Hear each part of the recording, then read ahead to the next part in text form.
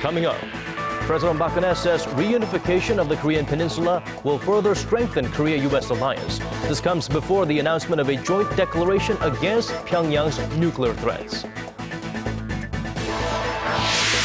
President Park also hinted that a Korea-Japan summit could take place on the sidelines of trilateral talks between Korea, Japan, and China. The focal point of discussions will be Japan's wartime sex crimes.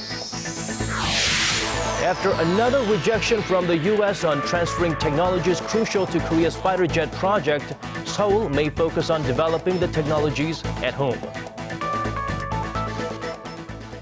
Hello, it's good to have you with us at this hour. I'm Daniel Choy. Let's start our newscast. In just a few hours, President Park Geun-hye and President Barack Obama will hold their fourth summit in Washington. Our Hwang Sung-hee, who is traveling with the president, takes a closer look at the possible agenda items at the summit. Dealing with North Korea's nuclear ambitions will top the agenda at Friday's summit between President Park and President Obama. The presidential office of Cheongwade said Thursday the two leaders will adopt a joint statement on North Korea's nuclear weapons program. It will mark the first time Seoul and Washington release a statement solely on Pyongyang and is meant to show the two leaders' determination about the issue. The statement is expected to contain countermeasures against North Korean provocations, such as a fourth nuclear test, as well as ways to resume the long-stalled six-party nuclear talks. On the economic front, the two allies may discuss South Korea's possible joining of the Trans-Pacific Partnership. Throughout her trip, President Park has expressed Seoul's willingness to join the 12-nation multilateral trade pact that includes Washington and Tokyo. Another agenda item will be expanding cooperation on global issues, such as climate change, cybersecurity, and violent extremism. The U.S. has shown great interest in these so-called new frontier areas, and the two allies are expected to lay out detailed measures for bilateral cooperation.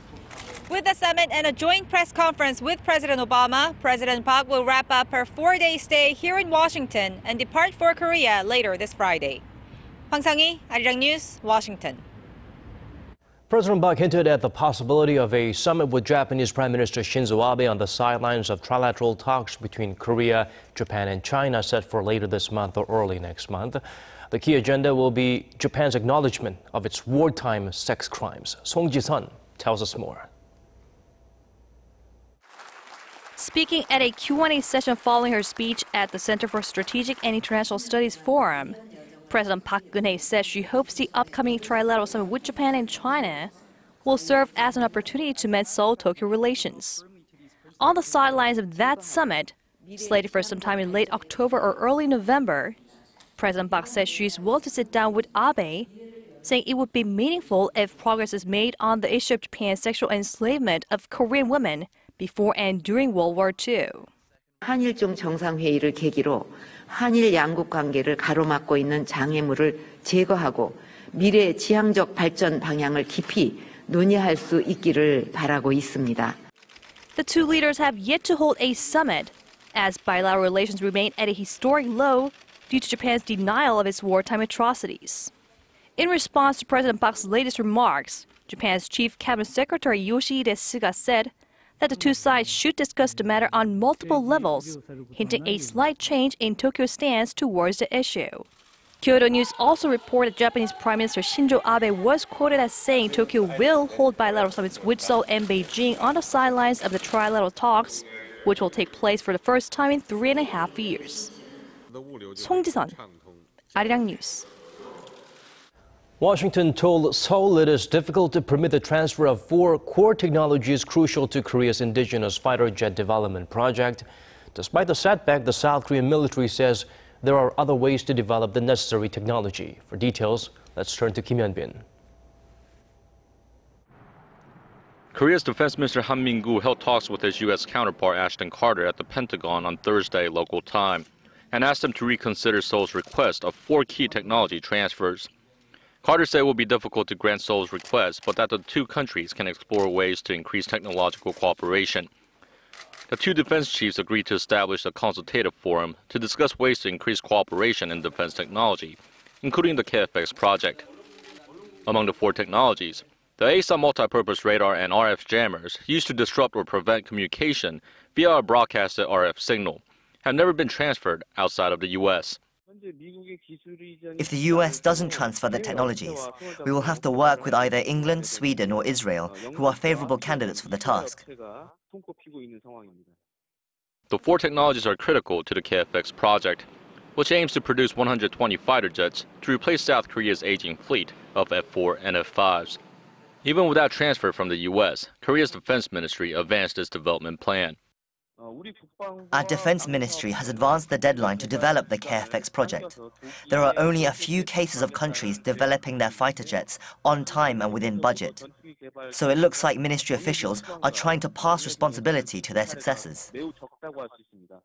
The South Korean military says Korea is capable of developing the ASA radar by the year 2021 and the other three technologies by mid-2020. Kim Hyun-bin, Arirang News.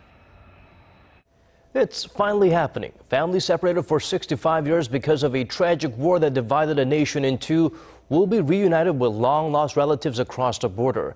And the South Korean Unification Ministry had more good news for them when they revealed the final itinerary for the event. The farewell session on the last day is extended by an hour to 2 hours for the first time following Pyongyang's agreement to the proposal.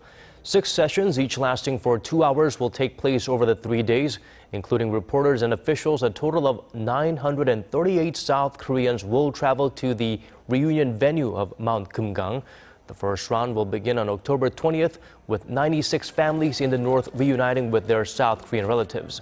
One family from the north had to be withdrawn from the initial list as their South Korean relatives canceled due to health reasons. The second round of reunions will take place on October 24th, also for 3 days, with 90 South Korean families expected to meet their relatives from the north. The hot topic of debate at the National Assembly in South Korea continues to be the government's recent decision to have greater control of what goes into history textbooks starting from the year 2017. Park Geun-hye zooms in on the ongoing rumble. On the last day of Parliament's interpellation session on Friday, ruling Saenuri Party lawmakers reiterated that the government's goal is to correct any biased views about the nation's modern history, which includes misleading descriptions about the cause of the Korean War, lenient views on North Korea, and a harsh criticism of South Korea's post-war industrialization period. Conservative lawmakers argue that the current system, authorizing the publishing of textbooks by private companies, does not allow for proper quality control. Chapters about South Korea's development in the 1970s are negative and grim. Do these descriptions meet the ministry's criteria? The current authorization system is not accountable for the content of private textbooks unless something is blatantly wrong. It is hard to filter out problems under the current system. Main opposition party lawmakers say, however, the government's move is an attempt to embellish Korea's authoritarian past while controlling the liberty of thoughts and education. Many historians have issued statements of boycott against government-issued textbooks, and more scholars will likely join the campaign. Why do you think they boycotted? The government's stance is that a balanced group of experts should produce a textbook based on historical facts. Opposition to the government's move is increasing in academic circles, adding to several university faculty members' boycott statements coming out this week. The Korean History Research Association, the largest association of historians in the country, issued their rejection statement on Friday. This follows a similar boycott by the Association for Korean Modern and Contemporary History announced on Thursday. But public opinion remains divided. According to a latest Gallup poll of over 8,000 people, 42% of respondents support the government's move, while the same percentage of respondents are against it. Park Geun-hye, Arirang News. There was a relatively quick response to Korea's finance minister's criticisms on Korean banks' early closing time. But only 2 financial service providers are looking to keep their shutters up beyond 4 p.m. Lee Ji-won delves deeper into the logic behind the resistance to such changes. People are rushing to the bank as it quickly approaches 4 in the afternoon. In 2009, labor union and the management agreed the service hours up to 4 p.m. As most banks close earlier than businesses with standard office hours, it is not unusual to see workers rushing to get a foot in the door before closing time. I came in the middle of my work because banks close earlier than I finish my work. But there may be good news in store for those struggling to make it to the bank before closing time. Some banks in Korea have branches that open later and close later, known as after-bank service. For example, Kookmin Bank has branches open from 12 p.m. to 7 p.m. But there are only 123 branches of banks with that service, most of which are concentrated in Seoul. Kookmin and KB Hana Bank say they may implement after-bank service at more of their branches. Consideration to expand such service follows remarks made by Korea's Finance Minister Choi Kyung-hwan. At the annual meeting of the International Monetary Fund and World Bank last week, he criticized bank hours in Korea, saying it's the only place in the world where banks close at 4 p.m. He also said it was the reason Korea's finance industry is poorly evaluated. However, data show most banks worldwide, on average, close between 3 to 5 p.m., with some exceptions. In Korea, there are pros and cons to a change. Some pros include customer convenience and accessibility, but there are also cons. If banks close at different hours, the operating system will have to be overhauled, resulting in higher operational costs, such as overtime wages for bankers already working long hours. Behind the shutters, bankers are still working on their daily tasks long after their business hours ended at 4 o'clock. The average time they go home is 8 p.m., making it almost a 12-hour workday. Facing resistance from the industry's union, Korea's finance minister may have to wait before seeing bank hours extended nationwide. 이지원, Arirang News. The curtain rises for Seoul Fashion Week. The event, which runs until Wednesday, will give spectators a peek into the fashion trends for spring and summer of next year. Kim Min-ji helps us look beyond the glitz and glamour as well. The 2016 SS Hera Seoul Fashion Week opened with glitz and glamour on Friday. 68 collections from both new and established Korean designers will be showcased during Seoul Fashion Week, unveiling the latest trends for next season. Organized by the Seoul Metropolitan Government and sponsored by cosmetics brand Hera, the event features a wide array of designs and concepts, including a collection showing off the beauty of Korea's traditional hanbok. It's about harmony, combining elements from the West and East. The collection shows how the two can go together as seen in the finale. We combined Western-style clothing with the Korean folk song Arirang playing in the background.